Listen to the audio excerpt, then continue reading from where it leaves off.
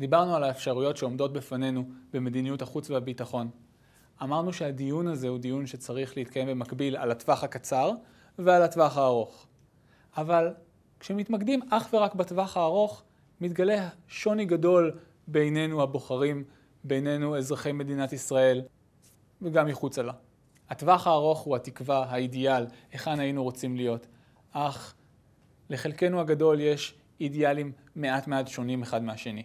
מתקיים בינינו מחלוקת על האידיאל הרצוי, על מקומה של ישראל, על מקומה של ישראל בין שכנותיה, על הישות הפלסטינית. מחלוקת זו נובעת פעמים רבות מהאופן שבו אנשים מגדירים את מדינת ישראל, וגם על זה אדבר. אחת הדרכים היפות שבה הסבירו לי בעבר על העמדות השונות בגישה למדיניות החוץ והביטחון, ויותר נכון לאידיאל לגבי הדיון על הטווח הארוך, היה חלוקה לשני צירים, ציר ימין ושמאל, וציר של שתי סוגי פתרונות, פתרון מדינה אחת ופתרון שתי מדינות. וכך מתקבלים למעשה 4 גישות שונות לשאלה מהו האידיאל במדיניות החוץ והביטחון של ישראל. בואו נתחיל לפרק את האפשרויות האלו. ראשית בואו נדבר על אלו שמאמינים בפתרון שתי מדינות. ישנם אלה שמאמינים בפתרון שתי מדינות ונמצאים בצד הימני של הקשת הפוליטית, וישנם אלו שנמצאים בצד השמאלי של הקשת הפוליטית. בעיניי אגב, בין שני סוגי גישות אלה, אין איזשהו הבדל עקרוני. יש הבדל בגישה, בדרך שבה רוצים להגיע לאידיאל הזה, יותר מאשר האידיאל עצמו. האידיאל די זהה, שתי מדינות. בסופו של דבר זהו הבדל בין הגישות, בין הדרך להגיע לאותו אידיאל. הצד השמאלי בדרך כלל רואה את הצד הימני כצד שלא מוותר מספיק, ולכן גורם לאותו אידיאל להתרחק ולהתרחק ולהתרחק. הצד הימני רואה את הצד השמאלי כנאיבי מדי, ואולי מוותר יותר מדי. אולי מוכן לוויתורים שבעיניו פוגעים באופי היהודי של המדינה, או פוגעים ביכולת של המדינה להגן על עצמה בעתיד. שתי הדעות האלה הן ולידיות, בגלל שבמשא ומתן צריך למצוא איזושהי דרך אמצע, למקסם את מה ששני הצדדים יגיעו אליו, בכדי להגיע לאידיאל הרצוי.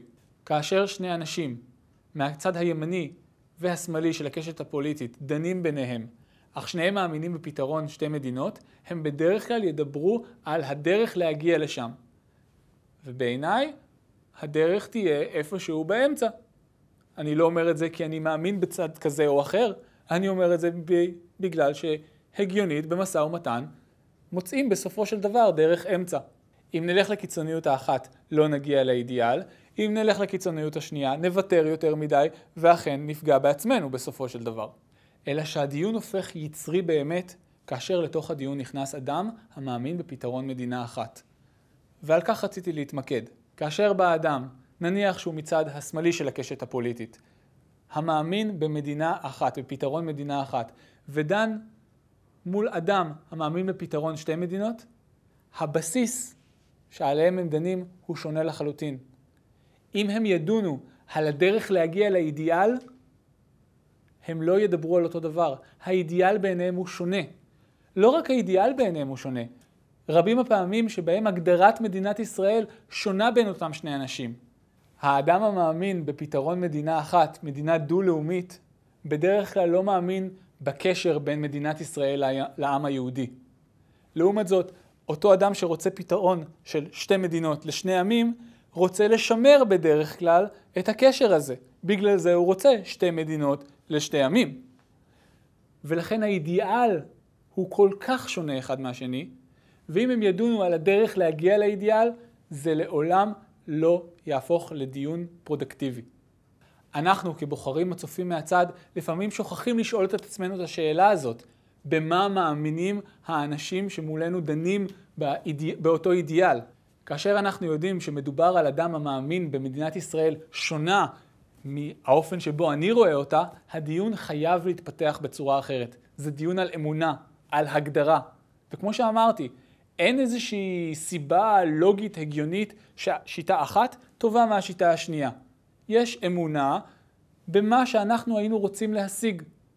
באילו יתרונות היינו רוצים לעומת אילו חסרונות היינו מוכנים לקבל.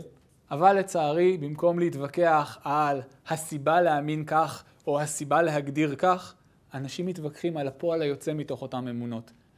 הדיון הופך ליצרי, הדיון הופך בעיקר לעקר, אך בסופו של דבר הוא מבוסס על אמונות שונות.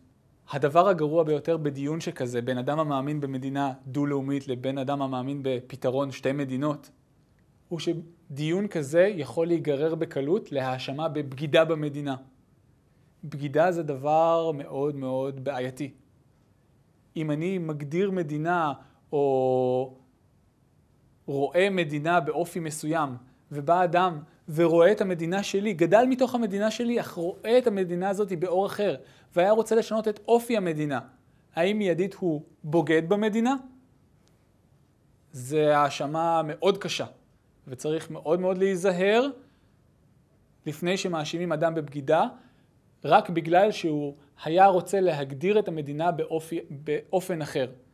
אנחנו אנשים שונים, אנחנו עם גדול עם הרבה דתות, הרבה דעות, ובכל רגע נתון מישהו יכול לבוא ולהגיד שהמדינה צריכה להתנהל באופן שונה.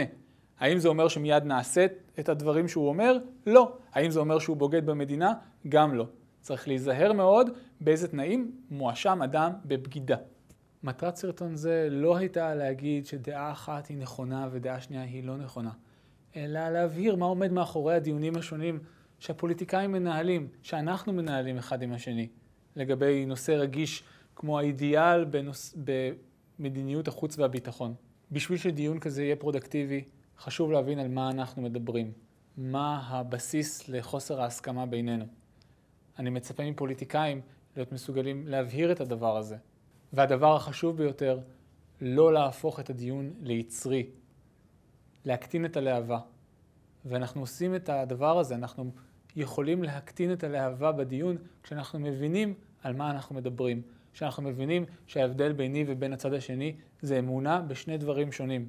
אם אנחנו מבינים שהדיון הוא על אמונות שונות בין שני הצדדים, כל מה שנשאר לנו לדבר עליו זה היתרונות והחסרונות של כל עמדה. אולי נמצא את עמק השווה ואולי נבין שאנחנו מאמינים בדברים שונים. זה בסדר גמור, כי אנחנו אנשים שונים.